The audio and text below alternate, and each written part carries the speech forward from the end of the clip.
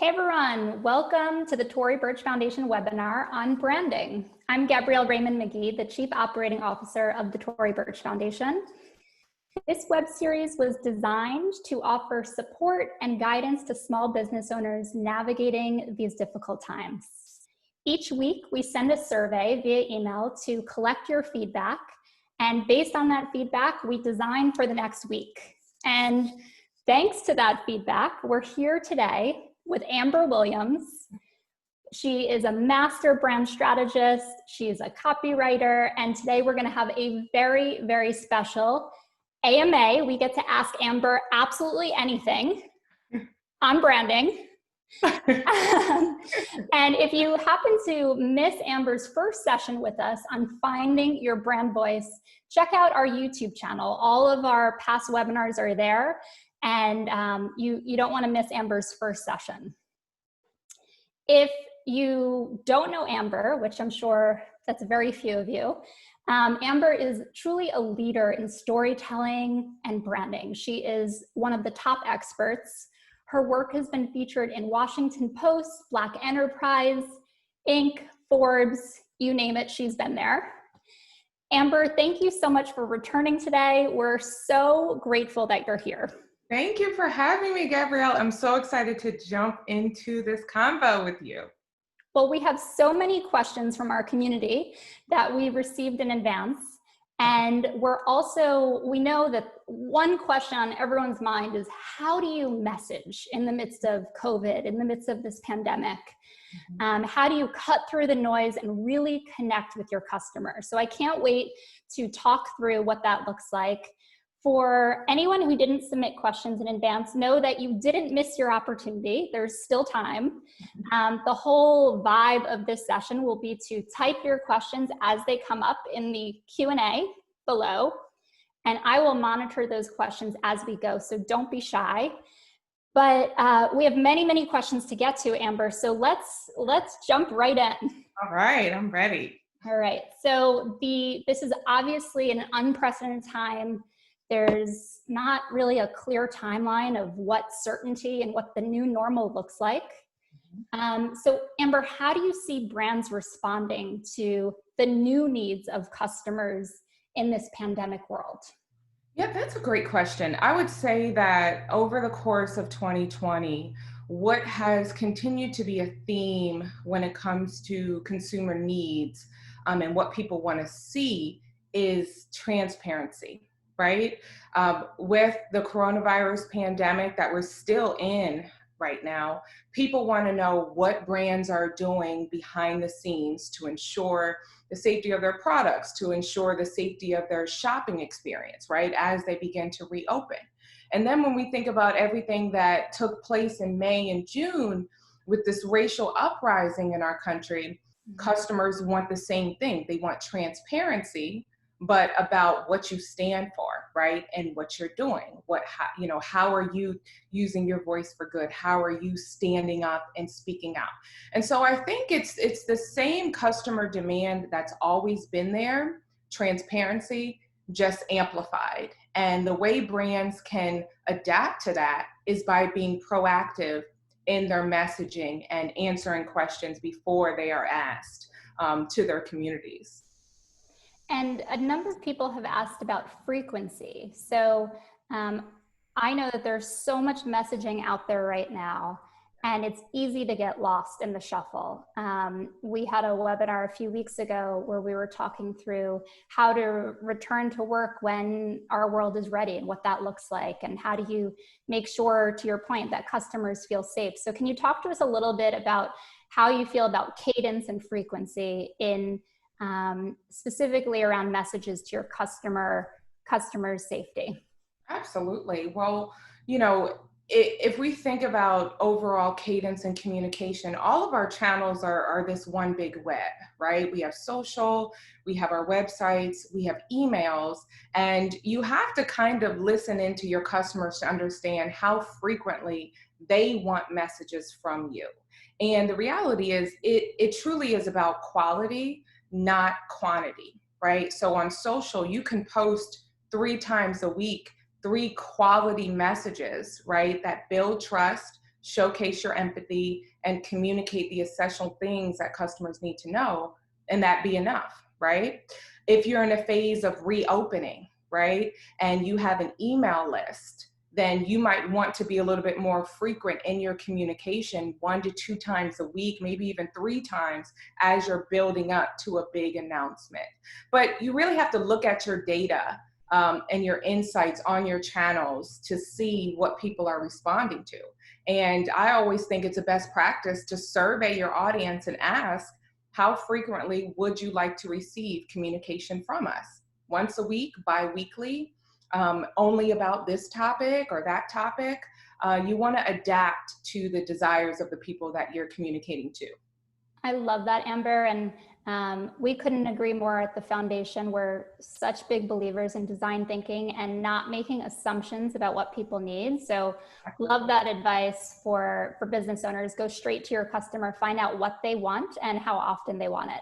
Right. So I know you touched a little bit, you were saying certain words that I know are part of the Amber playbook on branding. Okay. Can you bring us all up to speed? What other key ingredients? You mentioned empathy. What are some of the building blocks for branding specifically for small business owners?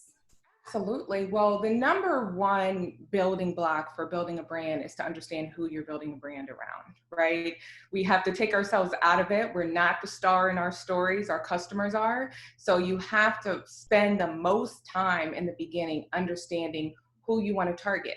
And as a small business, right, you may not have the budget to hire a market research company, right, or to even buy some of that data that will, show you some of the opportunities in the market. But what you can do is you can look within your network, you can look within your friends or who's in your business circle, and you can talk to those people one-on-one. I'm a huge advocate of one-on-one in-depth interviews with people that you ultimately hope to target. Right? Start to begin collecting email addresses, start surveying them, start putting your message out there and see what sticks and what comes back, right? And that's how you'll hone in on who you're really targeting. So that's step number one. Step number two would be to then define who you are as a brand and what you stand for, right?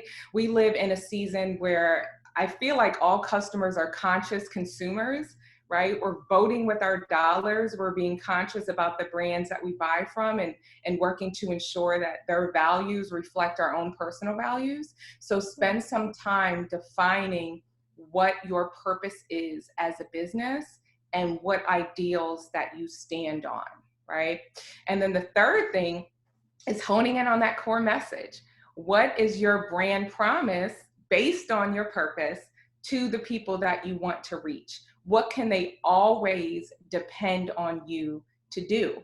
And we touched on this a little bit 2 weeks ago, but you essentially want to imagine yourself sitting in a coffee shop across from your customer, and you're introducing your new business to them, and they ask you, what can I expect today and tomorrow? And you answer that in 10 words or less. So those are the building blocks, and everything else kind of flows from those 3 foundational pieces. And that's the promise that you talked about in the past, right? You want to be very clear on what you're promising people.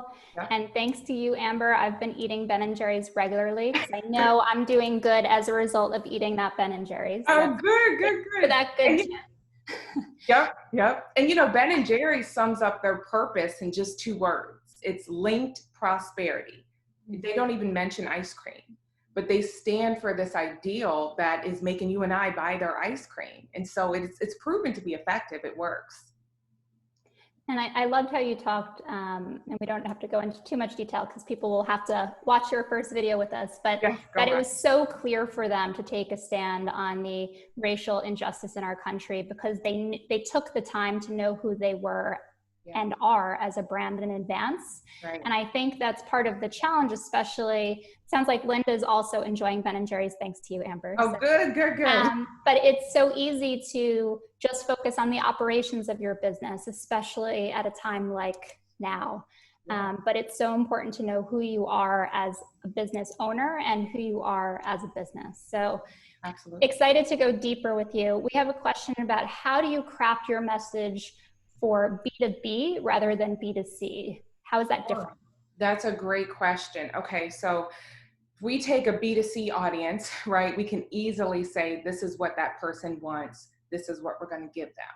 And a lot of times with B2B, it's a similar task, right? There's just this duality to it.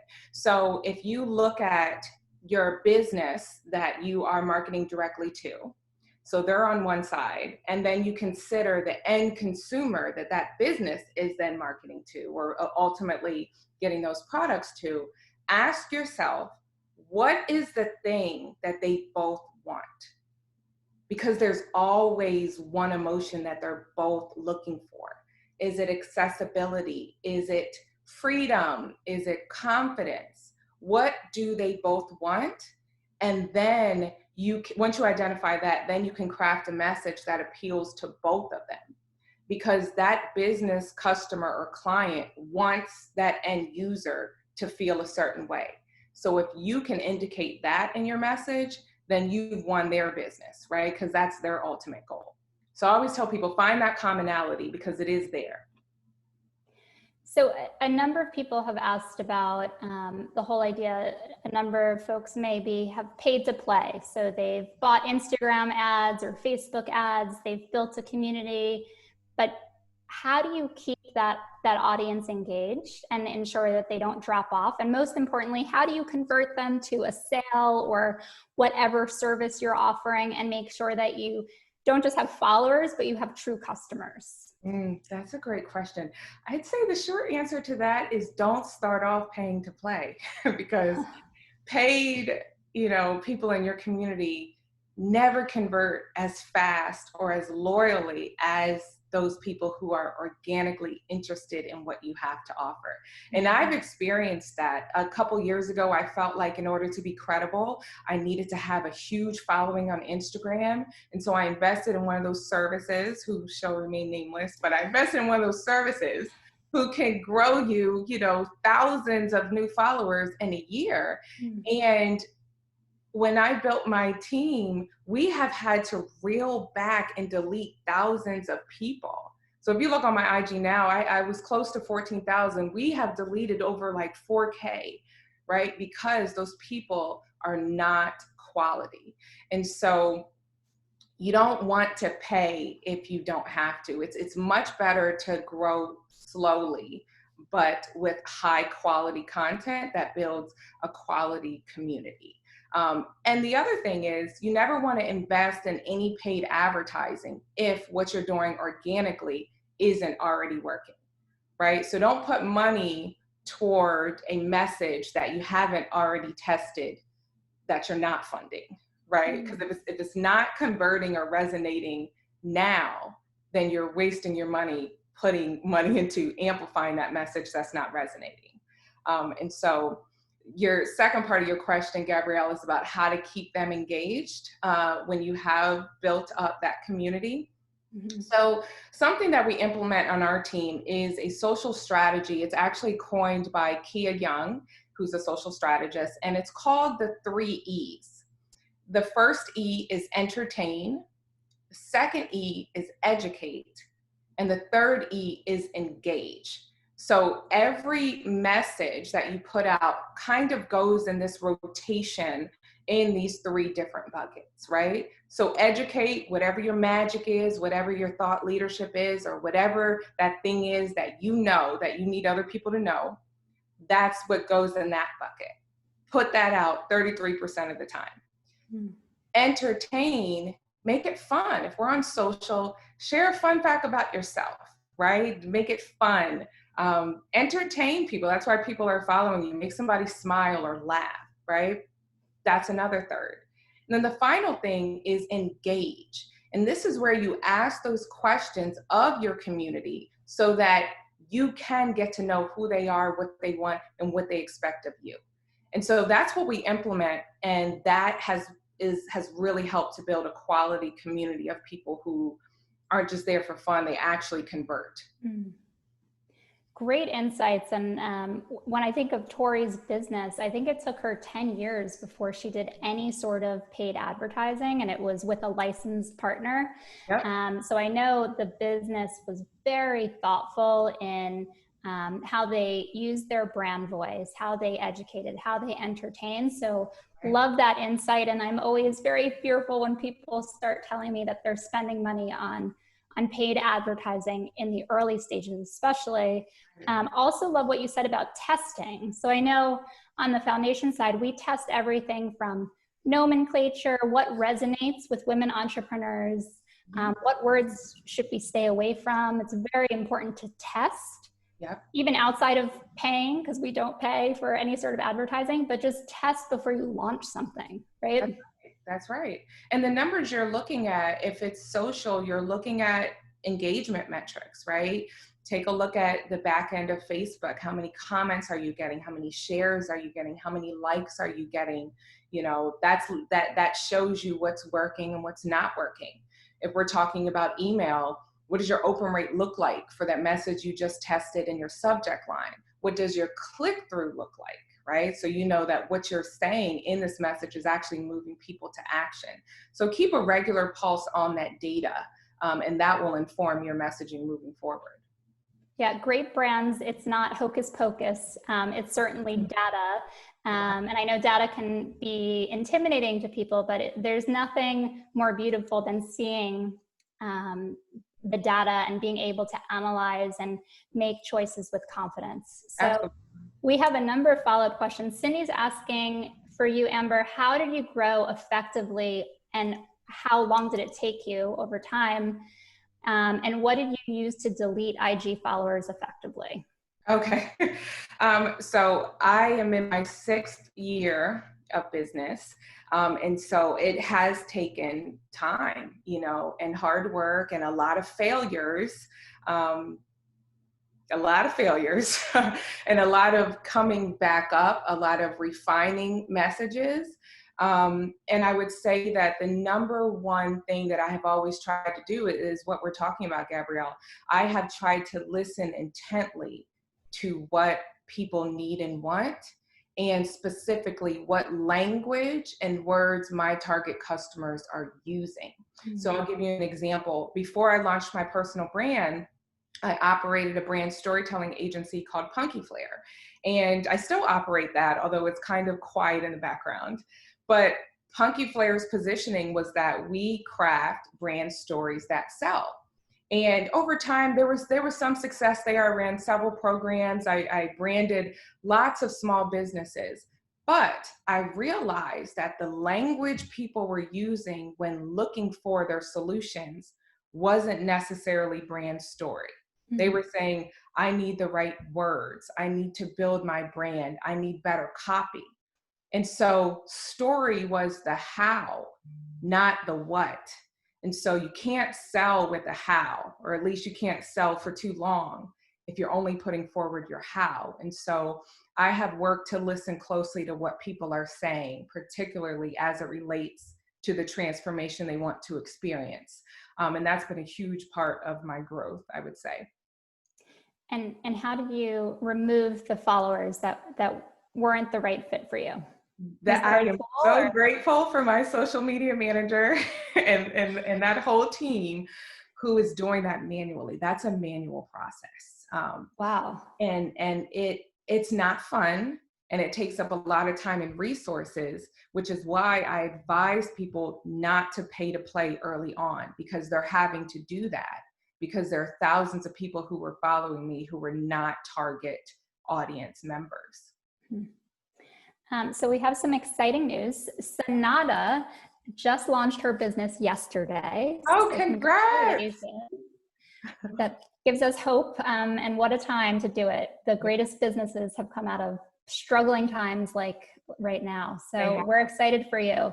And she wants to know, where should she put her money to help build her business and build her brand? What would you do if you were starting Amber Williams yesterday? Where would you put your money? Oh, wow. That's such a great question. I would put my resources toward communication and getting my message out into the world. And that doesn't require too much of a monetary investment, right? As the founder, you can get on social in a second, and you can begin to start putting out those things that you believe in, those things that you value, those things that you're selling. And you can do some research, simple research, hashtag research, right, on social.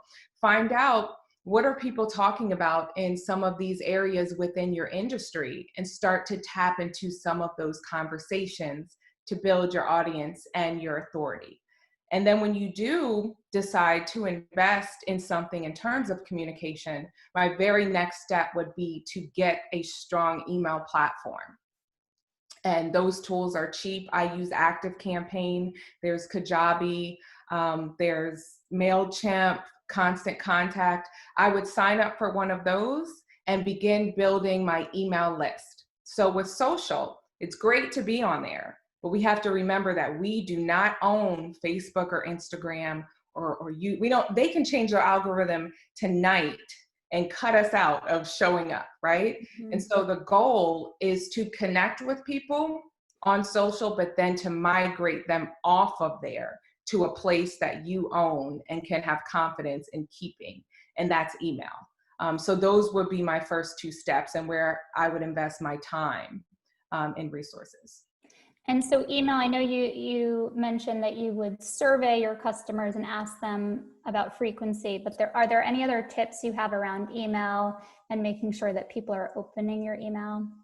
Yes. So first, lay out a strategy, right? Have a content plan laid out at least for the next month on what you want to focus on sharing with your audience. I like to plan about 3 months out.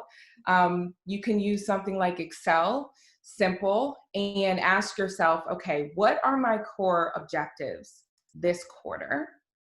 Based on those core business objectives, what 3 key themes do I need to be talking about to connect with my audience and ultimately get them to believe in what I have to offer so that they can convert?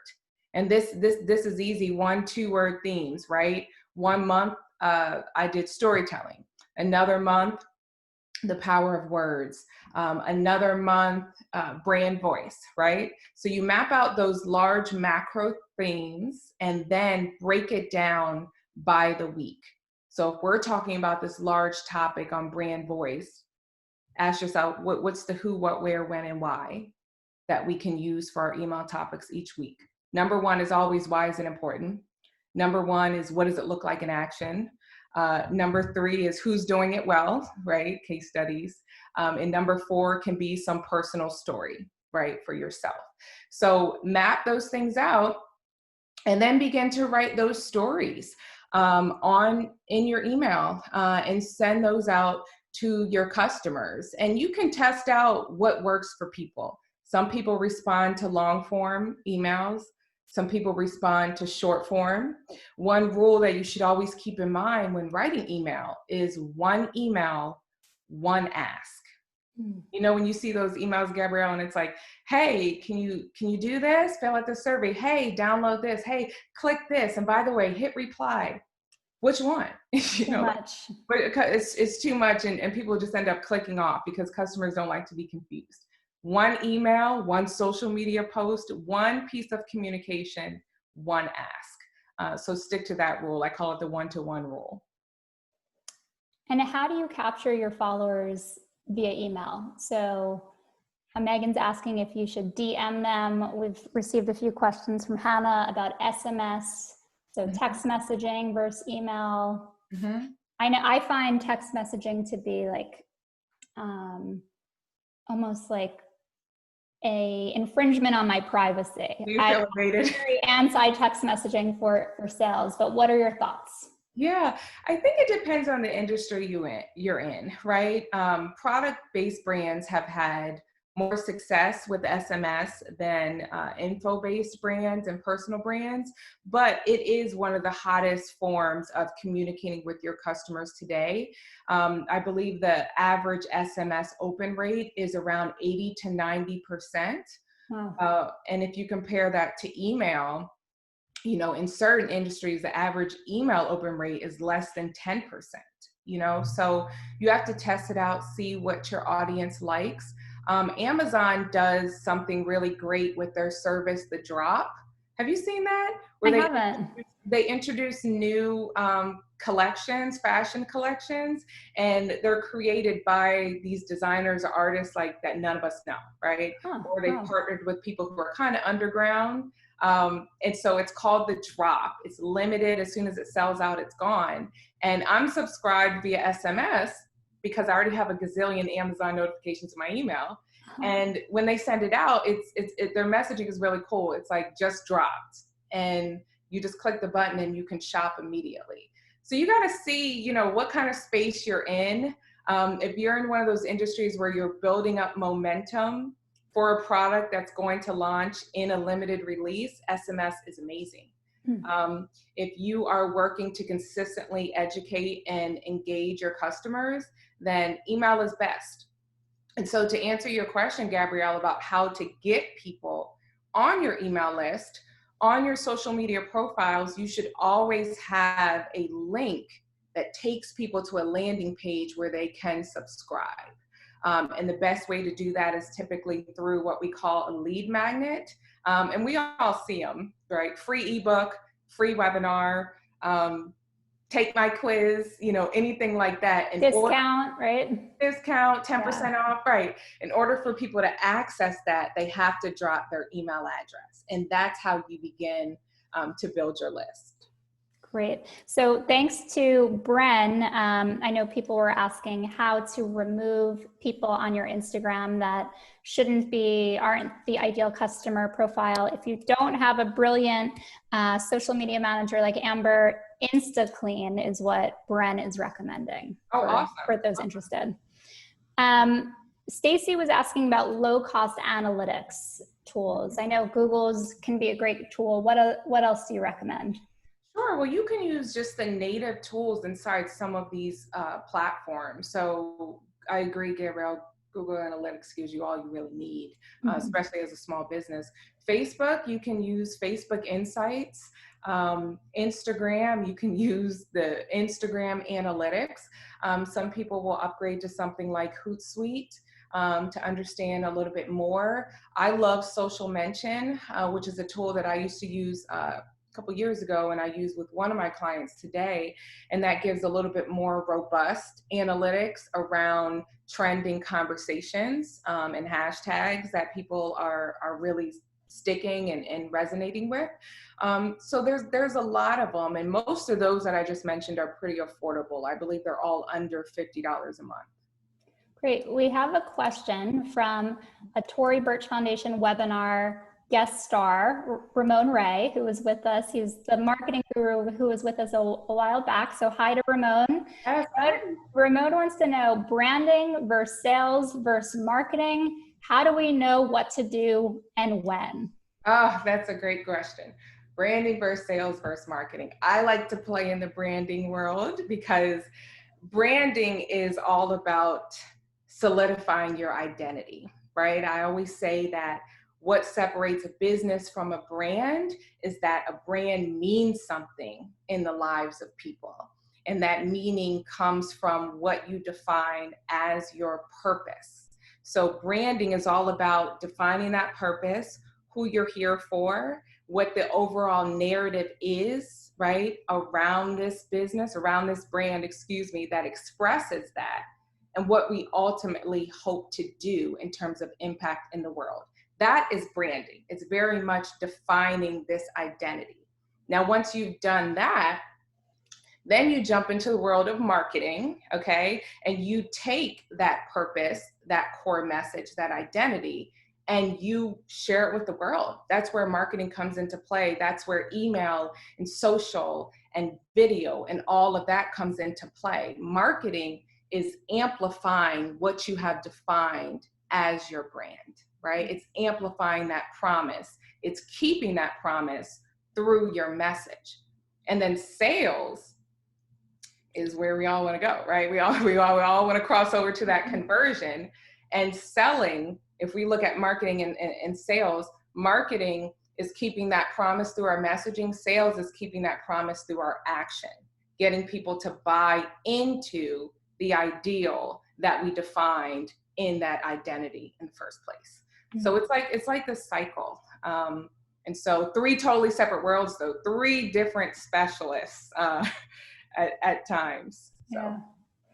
So, Amber, I know I want to get to some of the questions that were submitted via email in advance. And I know you and I have talked about your sleep habits, that you go to bed at 1, wake up at 4, you're a mother to 2. And I know you and I, as mothers, have talked about how are we going to do all this when we don't know what the fall looks like with childcare. And childcare continues to be a tremendous challenge setting women back during this time. But let's talk rituals and how do you schedule specifically, whether it be your content, your social media, what habits can we all learn from you to make sure that we're focused with our limited time, and especially for solo entrepreneurs doing it all by themselves, how can they just utilize their time and maximize it for their customers? Absolutely. Wow, that's such a loaded question. I'll say this, so I'll be transparent with you. A couple years ago, when I had a newborn and I had a 2-year-old at the time, I was struggling to not grow my business, but to just maintain it so it wouldn't fall through the cracks.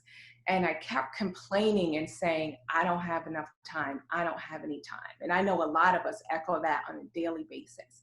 And my husband handed me this book. It's called The Miracle Morning by Elrad. And I will say that out of all the business books I've ever read in my life, that one is top 3 in terms of changing my entire perspective. And The Miracle Morning talks about waking up at 5 a.m. and how the majority of successful entrepreneurs are getting every single thing important that they need done before 8 a.m., before most of the world rises. Mm-hmm. And so I made the decision and told myself, like, look, if you want to be extraordinary, if you want to achieve success in a rare way, you're going to have to do something extra. And I can complain about not having time, or I can carve out some time in a way that works for me. And the morning today is the only time that I can carve out where the house is quiet, the inbox is not buzzing, nobody's texting, nobody's doing anything that early. And that's where I get my most significant work done. So I wake up between 4 and 5 a.m. I do meditation, prayer, yoga. I read whatever book I'm reading. I make myself sit down, read for 20 minutes. I do gratitude journaling for 5 minutes. That's all I give myself to write. 5 minutes. And then I jump into what my most important things are for the day that require my brain, right? That truly require creativity and the best of what I can give. And I work on those things until about 7:30. And so by 7:30, I'm getting dressed, I'm getting breakfast, and everybody's up, you know, and I'm a cook, I'm everything in this house. And that's how I get my day going. And there's so many moms who I feel like could benefit from finding time that you can carve out, even if it seems uncomfortable in this moment. But we have to do it if we want to get to where we want to go. That's just my philosophy. I love that, and I will be ordering Miracle Morning. Yes, it's such a good book. And I just think it's important to know that your success, Amber, it didn't happen instantaneously. It took grit, hard work, sacrifice. And I agree that if you want anything done, you need to get it done in the morning, especially big ideas, big projects. Mm-hmm. And I guess it depends on your personality style, because I certainly know night owls that are much better in the evening. So know yourself and figure out what time works best. Let's continue with content best practices. How do you continue to create consistent messaging across multiple platforms? So I know we've talked about email, Instagram. We'll delve into a website, our favorite topics, in a little bit. How do you make sure everything's consistent? Sure. Well, I mean, you really have to first set up what is your message and what do you believe. So I believe that all brands need a core narrative that, number one, explains what they stand for as a brand. That number 2 shares who they're out to serve, right? Who they're looking to target. Number 3, what their core values are. And then number 4, why anybody should trust them, right? And then the final thing is what success looks like on the other side of someone buying into your products and services. And so these kind of are summed up into 5 key statements. Once you solidify that we are the premier florist for uptown moms, right? Then you know you're always talking to that person who's expecting an elevated experience. Once you solidify that we believe, I'll take Ben & Jerry's again, we believe in linked prosperity. Or as Starbucks or as Coca-Cola said, we believe in optimism and uplift, right? Once you define those beliefs, your message can be consistent across channels because you're saying the same thing, right? You're explaining the same values, you're expressing the same desire to serve their audience. You're just doing it in a way that works for that channel. So if you're on LinkedIn, you're obviously going to be more serious, right? You may present more research or data. You're going to be more professional, right? Mm-hmm. Thought leadership is perfect for that channel. If you're on Instagram, you're going to be fun. You're going to be more behind the scenes, more transparent in how you deliver that message, more engaging perhaps. If you're on Facebook, you know, you're going to find a mix somewhere in between. And so you stay consistent by first mapping out those things that your brand stands for and just making sure that as you share them, it's the same message. You're just engaging people in a different way at a different length. Lisa Lee was asking a question on knowing your target customer. So do you have any specific tips on really honing in on who your customer is? I know we had Seth Gooden at our Fellows Week a while ago, and he was talking about the importance of a few really loyal, fanatical customers as opposed to hundreds of lukewarm customers that don't really care about your business. So how do you really target your customer? Sure. Them well?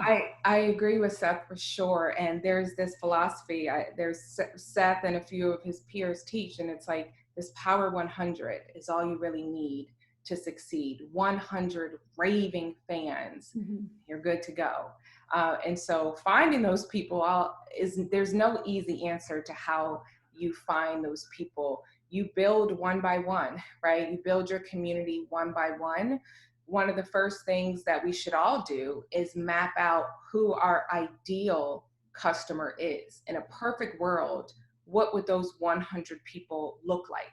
And I always say, do that visually, right? Don't just write down their demographics, their age, or how much money they make, but actually visualize, where does this person live? What are they into? What do they read? What do they believe in?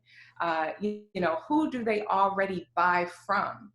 And then find those people within your network and continue to get to know them, continue to ask questions, continue to survey them, interview them, and start building that profile and see where what they're sharing confirms with who you think that they are. And you just keep tapping into these different networks that you're finding that these ideal customers are in. Another strategy that you can do that I always love to do with my clients is create what's called a brand role model set. So if I'm a new business and I know that I want to target, let's say, a luxury consumer, right? Ask yourself, if I'm in the beauty industry, this luxury consumer, where do they get their groceries? What brand is that? What kind of car do they drive? What brand aligns with who they are, right? Where do they buy their clothes? Where do they live? Ask yourself, what are the brands in their purchasing set right now? And what do all of those brands have in common? And then how can I tap into the conversations of what's happening inside those brands to let them know who I am? Mm-hmm. That's one of the most effective strategies you can do as a small business to get your people. Let's talk website, Amber. Right. I know we've had a lot of conversations, and I'm certainly a believer that rule number one is mobile first, because so few people are taking the time to shop in front of an actual laptop or an actual monitor these days, but what other tips should everyone know when building or refreshing their website? Mm-hmm. Absolutely. Well, customers come to websites to understand several things, right?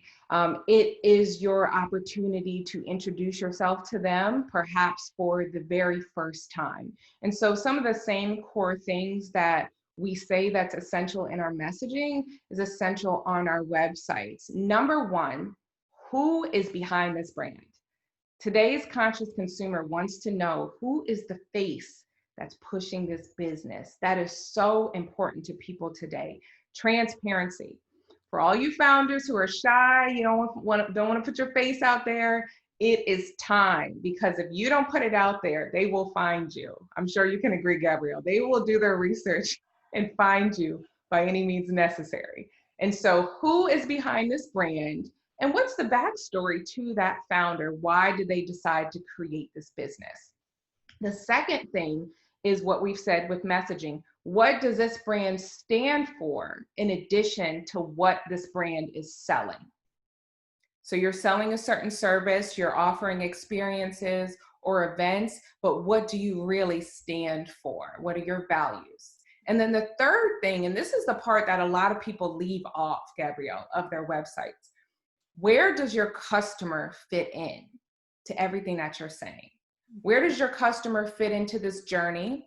Where does your customer fit into these values or beliefs or this way of doing business that you have? How do you tie them into that narrative? And one thing you can do, you can take a look at your website and count, this is a manual process too, count the number of I's, me, and my's on your site and compare it against the number of you, yours, and we's. If the I's are more than 60% on any web page, you need to change some things. You need to weave your customer in a little bit more, because their question is, well, so what? This is who you are. Sure, this is, what you believe in, this is what you're selling. What does that mean for me, right? Where do I fit in, right? What are you going to do for me? And that's what people want to know. And that's just the basis of human connection, reciprocity. So don't leave that off your website. Many questions to follow up there, specifically around graphic design and aesthetic. A number of folks are asking, how do you find the right graphic designer? Do you have any tips on sites where you've found freelancers, or your site is beautiful, so obviously you have the right talent around you. Tell us more. Sure. Well, I always love to look within my network, take a look at my friends, maybe even some of my clients or students. If they have something great that I like, I'm never scared to ask, hey, who did this? And are you open to passing along their information?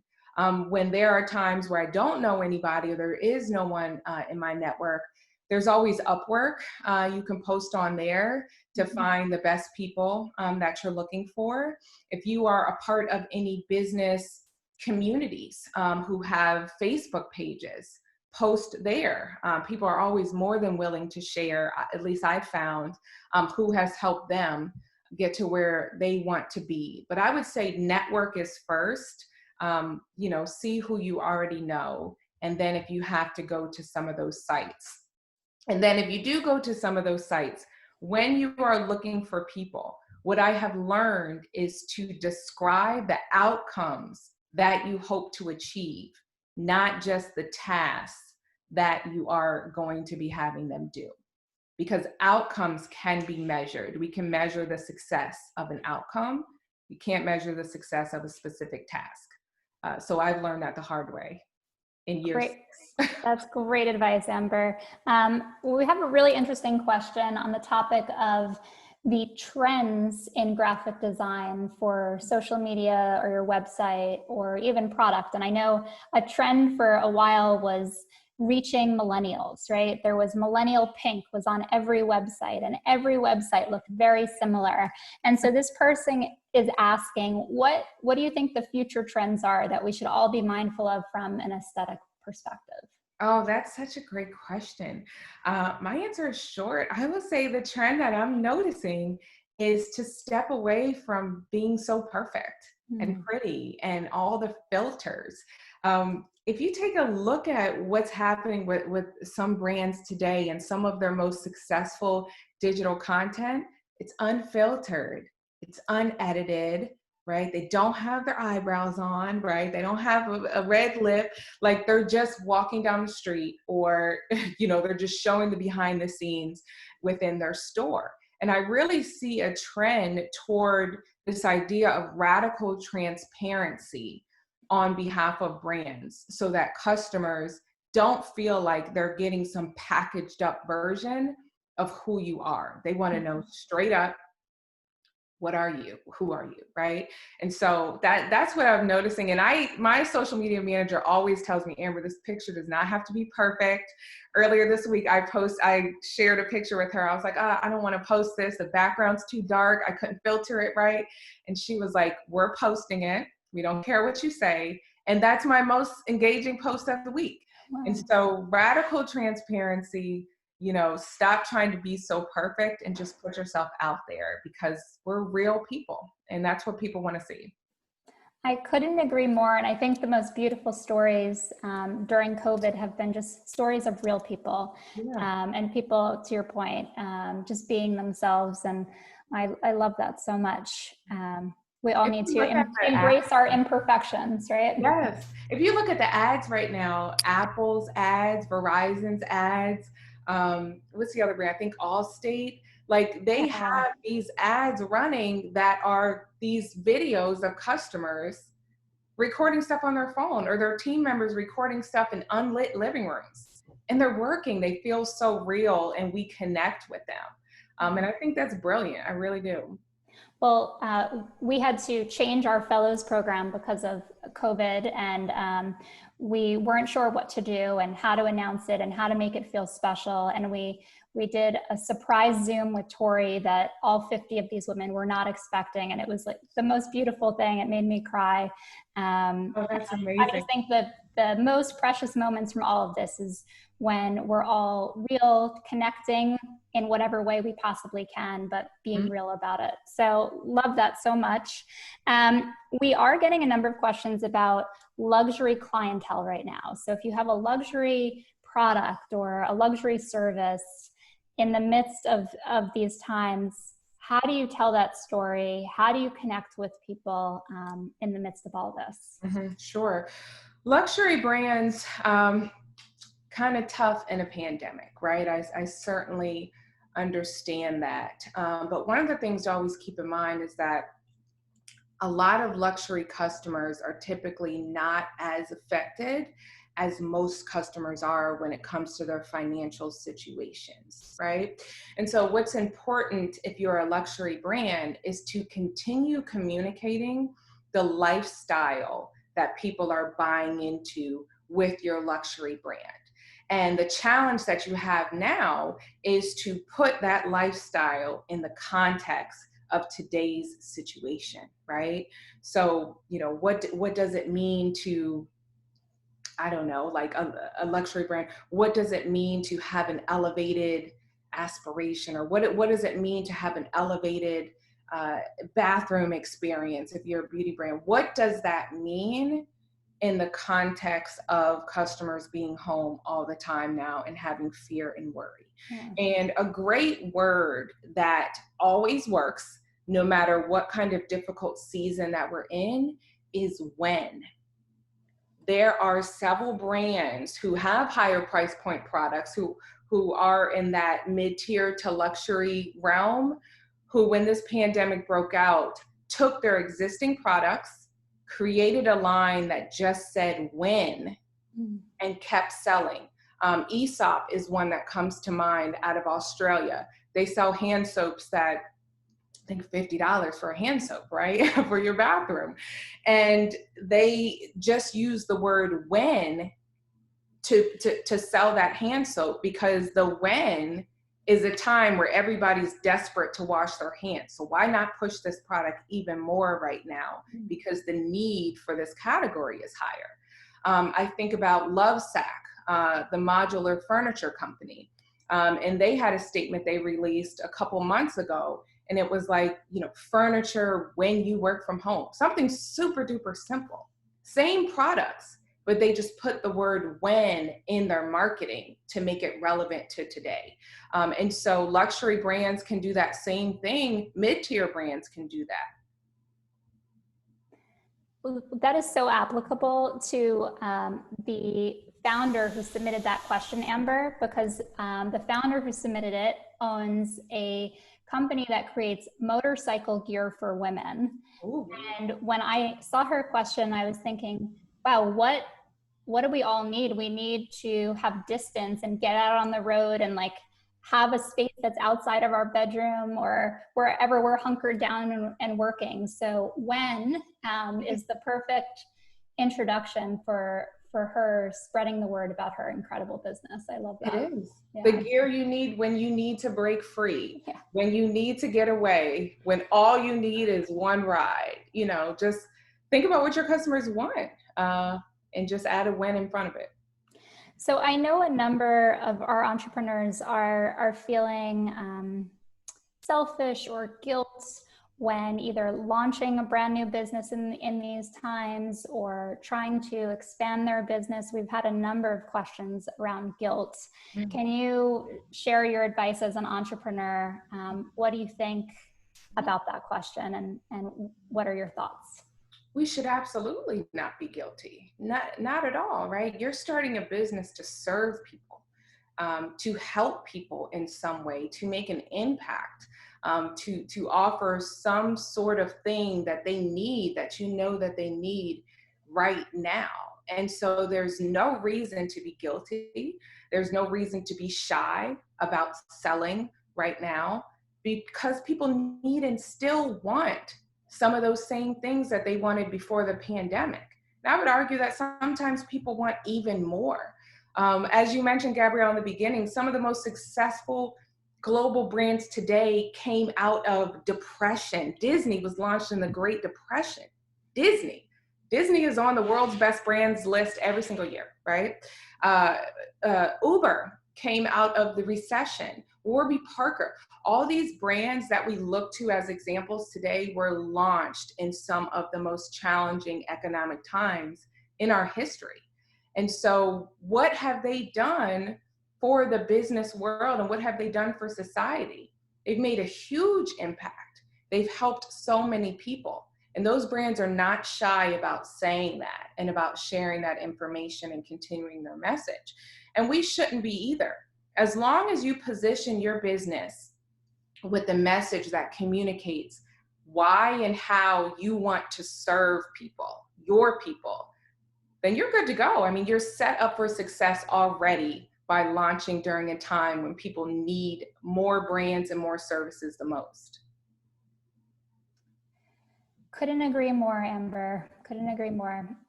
We have a number of questions about rebranding, especially in the midst of COVID. What tips do you have to reaching new audiences under a new brand during this time? How do you make sure you are reaching new customers and also not losing your old customers with a new brand? Ooh, well, I think it would depend on what kind of new brand.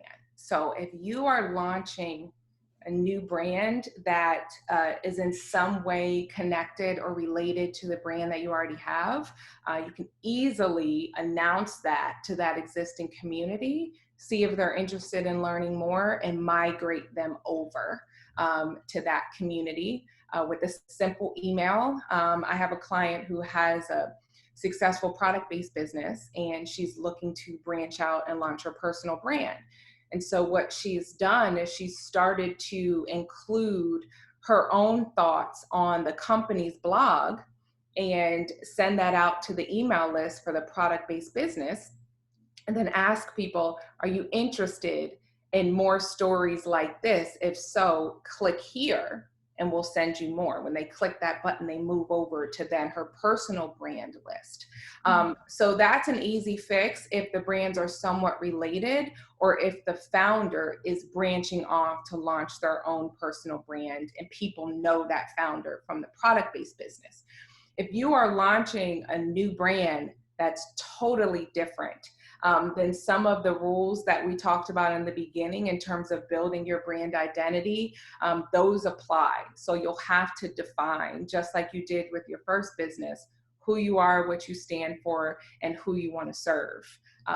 You're building a brand new business. And so those are the steps you would take.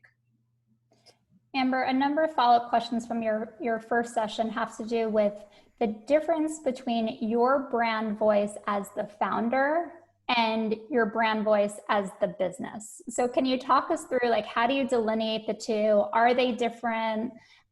Should there be crossover? Tell us more. Sure. So this is one of the most popular questions I always get asked. And so here's my answer. If you are a founder who's highly visible, who built their business around your own personal identity, then your voice, your personal voice, is the voice of the brand, because you are what pulled people in the first place. Now, if you are launching a brand, let's say a service-based business, a B2B business, right? Then what you have to do is you have to define who that customer is, as we spoke about, and you have to understand those customers' personality traits, and then find your voice from there in terms of what would resonate with that person. A lot of times when we build a business that's not so dependent upon our own thought leadership or our own personality, we have to pull from the personality traits of our existing customers. And an easy exercise you can do is something I call brand characterization, right? So if you're trying to determine your brand voice and what kind of voice is going to resonate with your customer, ask yourself, if my customer were a character in any show, movie, book, who would it be? And it can be a famous singer, just somebody that's huge, right? Who would it be? And then who am I in that story? And that's a nitty-gritty way of identifying what your potential brand voice can be as a company if you're not the face of the business. So if you're looking at a famous show and you find a character, who's that character's best friend that they always talk to? How do they interact? What are the words that they use? What are the words that they respond to? How do they express excitement, joy? How do they tell each other to do things? Do they say yes or yay? Do they say no or nay? You know, make your own little word bank. Mm-hmm. And that's kind of just a quick cheat for finding a voice in the beginning of your business. Let's talk customer reviews. I'll start with the first question, which is, how do you attract positive reviews? How do you get people to leave a review after they've left your hair salon or purchased something on your website, when people have feel pressed for time to begin with? How do you incentivize that?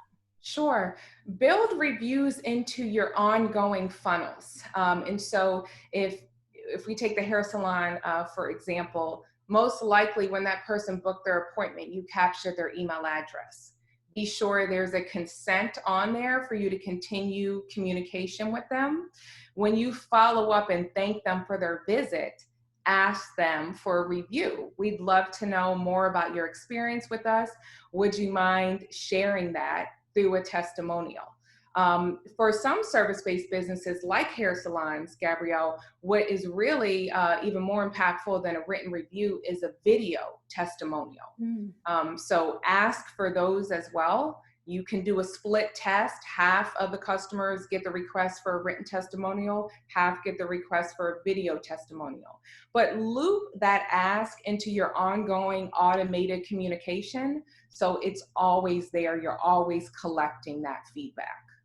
And that's a great plug, because we want to hear from everyone on what they thought of this webinar. So please take a minute to write down your feedback in the email that we send. We really, truly build and design each webinar around your feedback. So we want to hear from you.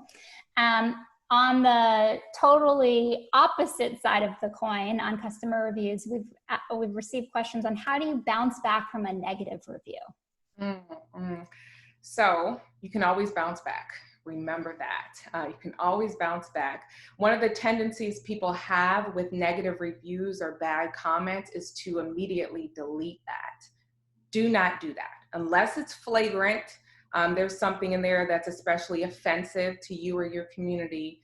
Address those issues head on. And so I'll give you an example. Today, someone commented on my post today promoting this webinar, and they said that I was a scammer for my copy mastery membership. They thought it was just $1 for life, and they said I should be ashamed of myself, right? And so obviously annoyed, right, when I read that, because I'm like, you didn't read the disclaimers. But I decided not to delete that and just address it head on, let her know that, you know, the terms and conditions are made clear here. You know, we apologize if there was any kind of misunderstanding and it sounds like this isn't a fit for you. We wish you all the best. And then we went back and forth for about 2 messages, and she ended up deleting her comment. And so you want to address issues, negative reviews, negative comments head on, respond, and take the high road, right? Don't defend yourself. This person's already angry. It's usually stemming from somewhere else. But just restate that who you are, what you stand for, and who you aim to serve, and try to diffuse those situations. And you bounce back from a negative review by continuing to solicit positive reviews. And over time, your community will defend you. They'll do that work for you. Bounce back. That's the message. I think it's so hard not to take negative reviews personally, and we all have too much on our plate to die with every negative review or nitpicky thing. So that's great advice to stay resilient. Amber, I know we're like almost out of time, which is crazy, but we've been able to cover so many questions. So my last question for you is, what's one action step that everyone here can take today to advance their brand? Oh, that's a great question, Gabrielle.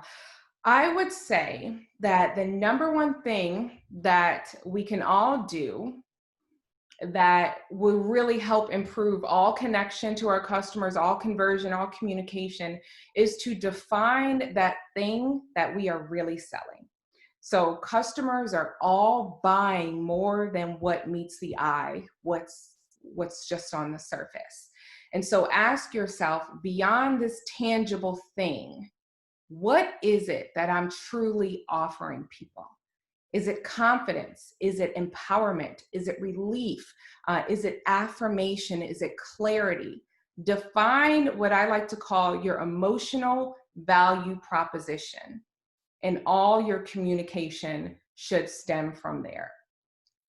And the way to do that, just a quick little how-to, ask yourself what problems your customers are experiencing, how those problems are making them feel, and whatever that negative emotion is, you should be selling the opposite of that. And that will help you tremendously as you market and message what your brand stands for. Well, thank you, Amber. We're so grateful for your time. This has been incredible. I know we all took copious notes. Everyone wants to know your other book reviews and continue to learn from you. So how can people stay in touch and continue to follow you, whether it be social or your website?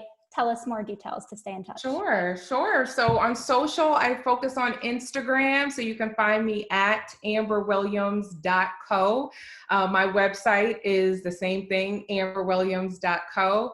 And if you're interested in diving deeper into this idea of defining your brand and expressing it through your message on a consistent basis, I have my Copy Mastery monthly coaching membership. And so everyone here is welcome to a 14-day trial of that membership for just $1. I believe Gabrielle and the great ladies at the Tory Burch Foundation are going to send that link out. I would love to have you. So that's how we can stay in touch. Thank you, Amber. And that's such a generous offer to our community. So thank you. I know we'll all be signing up.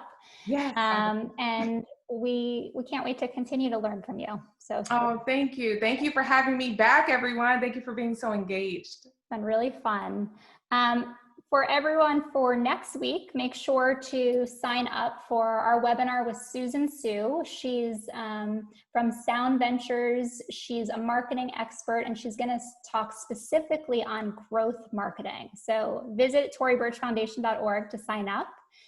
And we know that guidelines, deadlines for PPP finance continue to change. So know that we're a resource for you. We have Marilyn Landis, who's a financial expert who writes on our site on a weekly basis to answer all of your questions on finance for small businesses. So don't miss that. That's so helpful. And as a reminder, the new deadline for PPP is now August 8th.